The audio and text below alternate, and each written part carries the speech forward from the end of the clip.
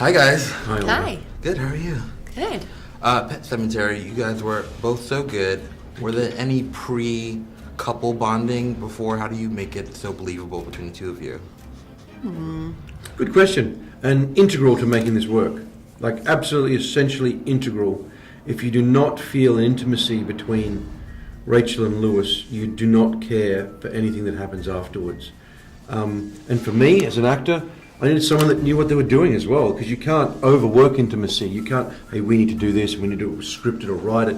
You just have to find a partner where they've done their work and you can just find an ease and a way of being with so that you feel it. You just don't hear it in words or exposition. It's just there in some casual ways, and then, I mean, you go straight to that scene with before the bird. Yeah. And it's just small little ways, and Amy was great.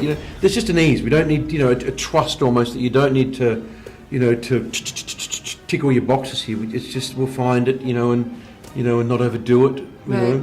And I think that's also integral to also the how effective later it is and how tragic it is later that they fall apart is finding those lighter moments and establishing that there's a real bond and that they're a real unit and having these lighter moments so that later there's something that you actually lose when you go into the dark periods of time. You have to establish a relationship that is is sweet and light and up and down and good in order to see where they go and what they lose in the end.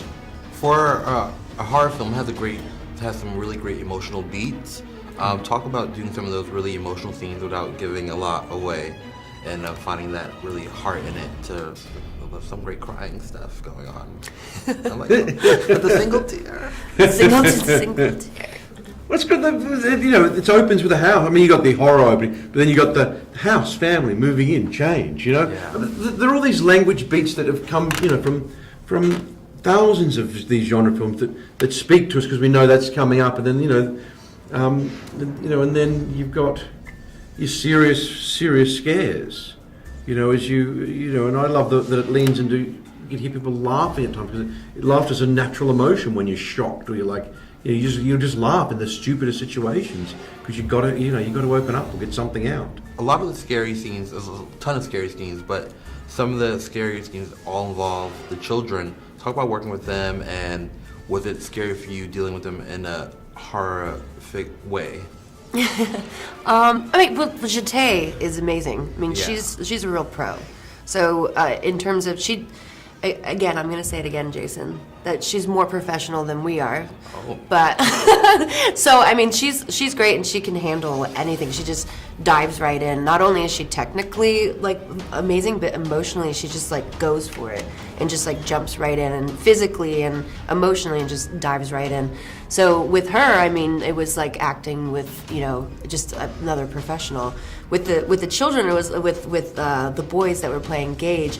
It's very interesting to be working with they were 2 years old when we were working. Yeah. It's some of that horror 3. Yeah, it's interesting to see the way that they process things and sort of. I think sometimes the stuff that it wasn't ever the zombies that they were disturbed by. I think they were disturbed mostly by the emotional side of seeing adults sort of cry and freaked out. You use them as you need them, and most of the time you'd be surprised when you go through it how little they're needed, and when you show them and how you show them, so that it becomes an experience where they're looked after. Pet Sematary, such a fun watch. Talk about the vision and how it came to you and how it came to fruition. It was something that I think was gestating for a while. Paramount has owned the rights to it ever since they made the first one. But I think it's a scary movie. It's a tough nut to crack because it deals with grief and the death of a child. It's not where it's fun and there's kids on BMX bikes and clowns in the 80s. It's like a family that loses a kid. So that's a scary proposition. But our vision for it was this is a movie that younger generations are really gonna enjoy because it's scary and fun and it has those supernatural aspects. But older parents also will get something out of it. They'll understand the themes about death and grief and communication and talking about these horrible things to put them out in the open. So for us, this was always one for them and one for us. It was a studio film, but it was also guys like us that are independent filmmakers, we saw a lot of themes in this movie that we like to explore in our own independent movies. So we chased it. You know, we were really, really proud and happy that we got it, but it was definitely something that we always wanted to make. A lot of the great work came from the lovely child actress. Was a difference where, how did you tell her between her regular self versus her supernatural self? Right. Just without giving it away, what was the difference in acting and what kind of direction did you give her between the two characters, almost?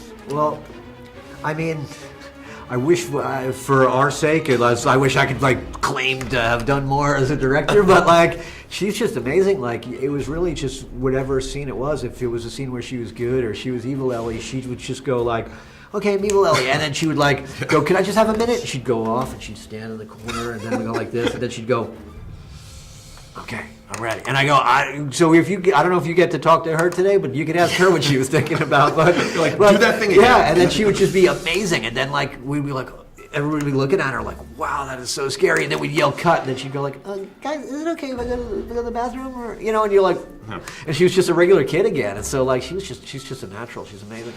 So funny.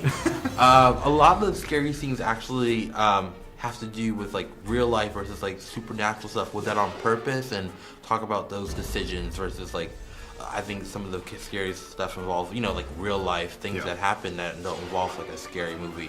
Talk about those decisions to put in the film. Yeah, I mean, the real life stuff for us is always scarier, you know, like, you know, the truck accident, things like that, and the conversations about death, you know. Those are the things that are really like gut punches because they're very relatable, you know. So when we focus on the more hyper real supernatural stuff, you know, you can have fun with that stuff and you can try to scare people with that stuff, but it has to be rooted in something real and grounded, you know. Unless you have that foundation that you built with the characters and the emotion and the psychology, then those other scenes aren't going to work. You know, you're going to have a very different film, very thin film. So we were always fine with dabbing our toes in both sides of that, you know, the more fun genre stuff and the more grounded drama stuff, you know. But in a film like this, one can't exist without the other. With a, you know, such a known franchise, do you binge everything first and then you take it apart? Like, what do you, how much did you take from other Pet Semetaries and put into this? I think it's just kind of trying to stay true to the core essence. You know, like we've both read the book, we've seen the movie numerous times, grew up with it, so it's always there. You can't forget it. Like you just kind of pull your inspiration from it. But then when you go on set and in prep, you kind of put the stuff on a shelf and you kind of go like, okay, the framework is there. I mean, it's in my head, but now like I'll go forward and just kind of like we'll make our own decisions and like we're making our own movie. You work with the actors, you decide what the character should do. You work with the cinematographer, and you kind of just start to build your own movie. But as long as you that core essence is still in the back of your head, you know. So we try to stay true to that, but also making it our own version of it, you know. Because we love those originals and they're still there.